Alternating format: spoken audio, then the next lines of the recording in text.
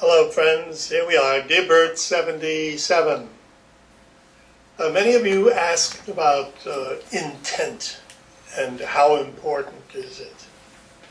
Well, intention really is everything. Whatever you're going to do,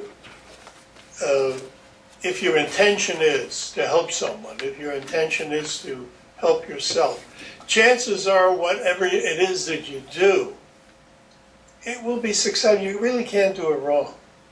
I showed you something about that when we did Feng Shui last week. Now, those of you who are familiar with Feng Shui, you know, whatever I taught you was totally different. I said, you really don't have to pay all that much attention to which way this is going and that's going, as is in the let's say, conventional Feng Shui teachings. If your intention is to become an artist, let's say, and you move your artwork that you have purchased, let's say your posters or whatever, on a wall with the intention that that is going to stimulate and motivate you, it's going to work. If you take a glass of water and you hold it in your left hand, now can you hold it in your right hand? You can stand it on top of your head, it doesn't matter. But if somebody tells you that you have to hold it in your left hand and you have to make a circle around it and spit 3 times over your right elbow while you're thinking of something and suddenly it works. Of course it works because your intention was there. It doesn't really matter what you do. This is what I've been trying to get across to you. Okay? I can elaborate on that, but I just wanted to spend a few minutes there. Intention is everything, and of course attitude is what makes you the person that you are. But what is it that you intend to do with the technique that you're utilizing? What is it that you want to do? Will it work? Yes, it'll work. You've been told that you have to use your left hand and you inadvertently use your right hand. It doesn't matter, whichever hand. You're told you have to use this instead of that. Anything will work. I've shown you that when I tore a piece of paper in half and a lot of you were healed. That was just something that I did on the fly. I made it up on the spot, so to speak. The painting behind me, I did that a while back. I don't think I've shown you that one. I don't even have a title to it. I was just kind of playing around with some lines and such, and decided to make it a little bit mysterious. Call it what you might. And it's kind of interesting. Okay. I hope I've got intention across to you. Intention is everything. What is it you intend to get out of what it is that you're doing? Now, sometimes you'll do something and your intention is there and you'll work out some technique that you've been taught or that you read about and it won't work. And you think, well, it doesn't work. It didn't work that time. Nothing works all the time. I've said that again and again. I don't have any magic wands, nor does anyone else. Nothing works all the time. But I'm going to give you something now that's going to really be dynamite for you guys and gals. This is to stop a thought. Now, you know, we always have thoughts that bother us. Now, I've used this. This is something that I teach in my hypnosis trainings, my hypnosis classes. I've had people who had traumatic experiences happen, and they just couldn't get the thought out of their lives. Child abuse, as an example. One fellow was tortured in some war or other, and he was ready to give everything up. That's all he could think about. He's ready to kill himself. Now, this is what I do in the hypnosis classes, and then I'm going to show you how you can use it for yourself or for somebody else. In a hypnosis class, let's take the fellow who was being tortured. Sit him in a chair.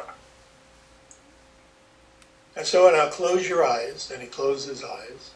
And I said, now think about the time that you were being tortured. You're there. You're there. Are you thinking about it? Yes. What is the person doing to you? And he described some horrible thing. And I said, okay, just think about that. Think about that. Are you thinking about that? Yes. And then I'm quiet for a second, and then I say, stop! Just like that. And I just shout as loud as I can. Stop. One word. and bang, just like that, it's gone. The trauma's gone. Now, whenever he thinks, it's difficult for him to think about the time that he was being tortured or tormented or whatever. He can think about it, but all the energy is out of it. Now, I've done that many, many times. It works so very well. Anytime that a person has a problem, you can do that with somebody else. You have to be careful if they've got, if they're a little weak, because when you shout like that, you do startle them. You don't want to do that with anyone with a weak heart, as an example. You want to be a little gentler. But how about using it for yourself? Well, you can use it for yourself in any one of a dozen different ways. Let's say you've got a weight problem, and there's a food. You pass a French pastry shop, and you've just eaten, and you're on a diet, and so you're not looking at any of the pastries. But boy, it looks so wonderful. Eye candy. And you're looking at it and you're thinking, boy, would that taste good? Well, step away from the window for just a second. Close your eyes. Think about the pastry. Get an image of you eating it, and then mentally shout, stop! Just like that. And just like that, the desire for the food will disappear. Now this technique, for those of you who are concerned about money, let's say, this technique is a $10,000 technique. I taught it to one particular, I won't go into the details, and that was the main thing of it, and I did charge $10,000, and you know something? He thought it was the best $10,000 he'd ever spent. He uses it all the time. I don't want to get into it because the fellow doesn't want me to talk about it. He is a celebrity. But at any rate, thought stopping is such a wonderful technique. You'll be using it a lot. Now, sometimes people think, well, how can I shout mentally? Of course you can. You know, I mentioned this a few weeks ago, the main difference between a very shy person and a very assertive, aggressive person is their thought processes. They think loud, whereas a shy person thinks very